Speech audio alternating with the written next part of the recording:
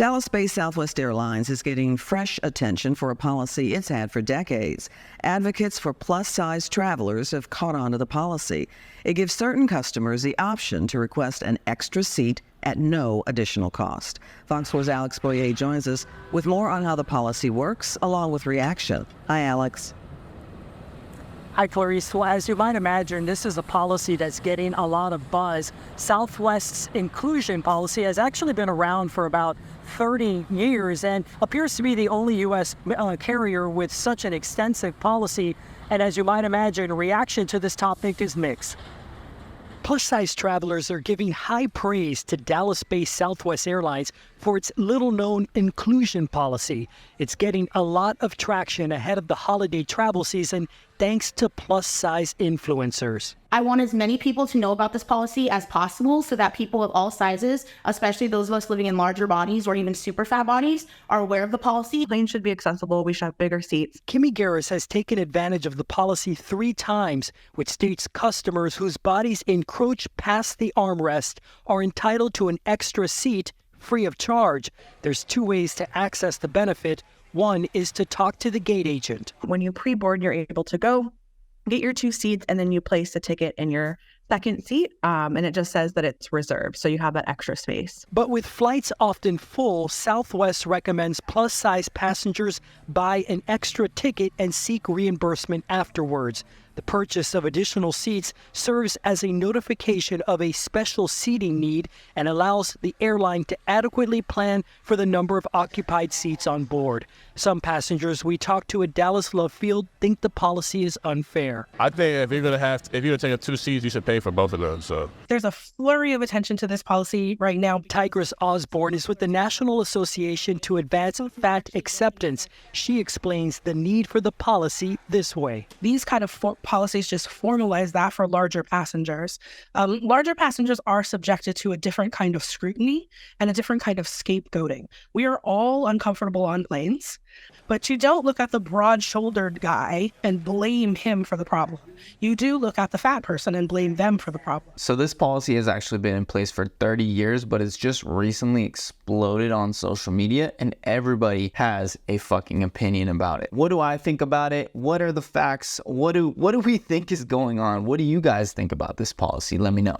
Now, first of all, this policy has been around for 30 years. So the reason why this is just blowing up is because of social media.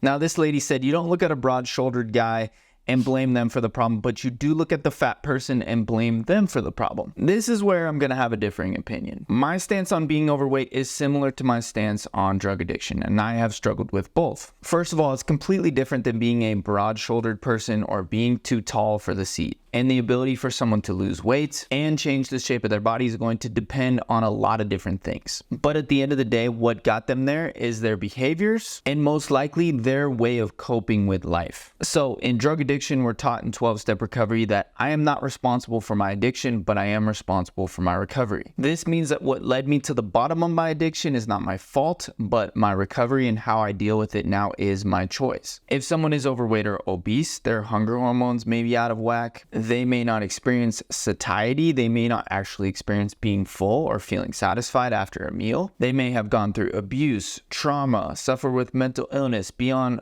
medications that cause them to gain weight. They may have physical limitations that severely limit or make exercise extremely challenging for them. So they don't have control over what made them fat, but they do have control and power over what they do about it. I'm not a healthy at every size influencer. I'm far from it, actually. I actually help people lose weight. And many of my clients are obese women. But if I enabled them to continue the same behaviors, I would not be helping them. The reason that they hired me, the reason they came to me is because they want accountability. They want to change, right? They're ready to change. Now, unfortunately, many people are not in their shoes. They're not actually ready to change yet, and that's okay. But for me personally, it wasn't until people actually stopped enabling me that helped me take accountability for my situation and what I was going to do about it. Nobody makes a choice to wake up one day and say, hey, I'm going to be a drug addict, or hey, I'm going to be obese. That sounds great. No, it's a response. It's a response for coping with life.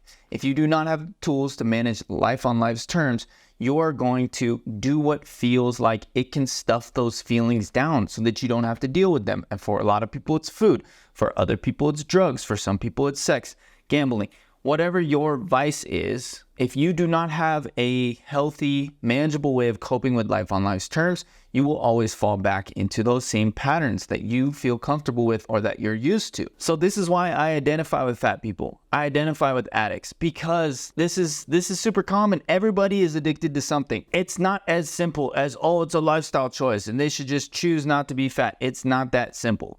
Now, that being said, I don't think we should actually be mad with fat people. I think we should be upset with the airline companies.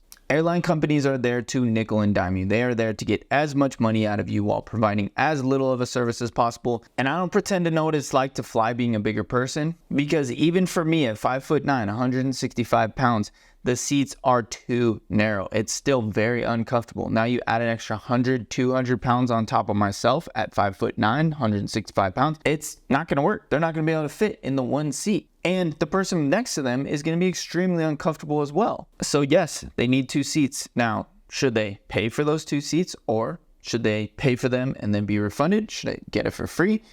Honestly, when it comes down to it, it's none of our business. It's the airline's choice. If you're a bigger person and you know you need to fly home for the holidays and go visit your family, it's going to alleviate some of that anxiety and stress that comes with traveling. Most bigger people have anxiety just going into the supermarket or just going into the gym or just going outside for a walk. They see the comments online. They see people saying mean and hateful things, and they think that all people just look at them and look down on them. And they face this sort of scrutiny online and every day. And so in their own heads, they feel less than. And so they feel they're already being judged with every little thing that they do. And now even flying, which, you know, most people have to do, they face scrutiny with that as well. So this is a solution. And I know there's a lot of people out there who think this is enabling, it's unfair, blah, blah, blah. But that's the choice of the airline company. And I really don't think it's going to impact or affect as many people as people think that it's going to. So no, we shouldn't be enabling fat people to keep getting fatter. The same way we shouldn't enable drug addicts to keep getting high. But the truth is, people do not change until they are ready to change. So it doesn't matter if we get rid of this policy completely, or we even made special seating just for fat people on an airplane. It's not going to change the root cause of the obesity epidemic. So just be kind to people, because you have no idea what other people are going through. And obesity is a much more complicated issue than, oh, I have to pay for their lifestyle choices. Come on, dude, you're better than that. Anyways, let me know what you guys think down below in the comments. Do you guys agree? Do you disagree? I'd love to hear your opinion.